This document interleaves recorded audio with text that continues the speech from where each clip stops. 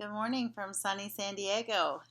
I wanted to take some time to talk to you a little bit about how the class is structured and just give you a little bit of insight on my madness about using Google Messages.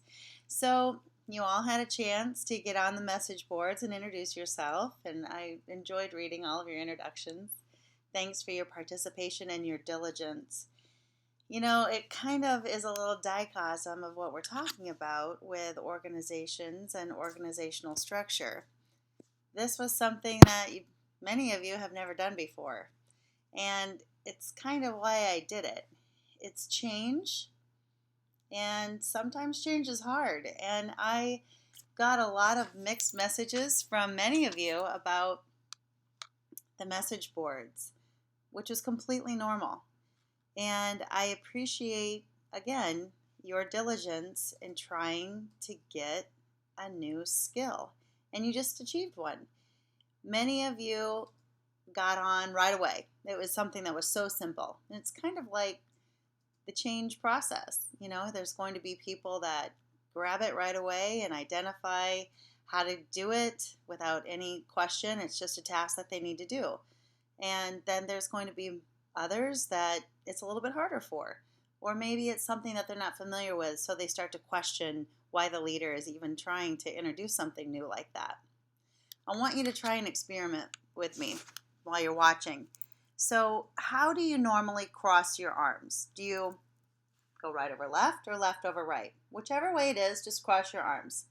It feels pretty comfortable, doesn't it? Because we've been doing that for our whole life. Now, consciously try and cross them the other way. I kind of feel like I dream of Jeannie, which is maybe earlier than many of you would have recollection to, but there used to be a genie on television that would shake her head and you'd get a wish. But anyway, it feels very uncomfortable. And sometimes when we're asked to do new things, it's very uncomfortable. And as a leader in your organization, you're going to be asking people to do new things all the time. And so it's how you identify with change that usually helps others identify with change that you're leading.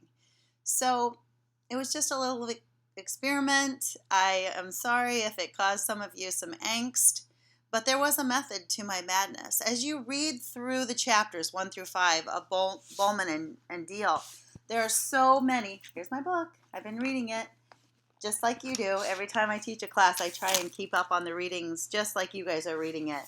So there's lots and lots of good references to how we work through change and how we can use different theories and ideologies about creating that organizational structure.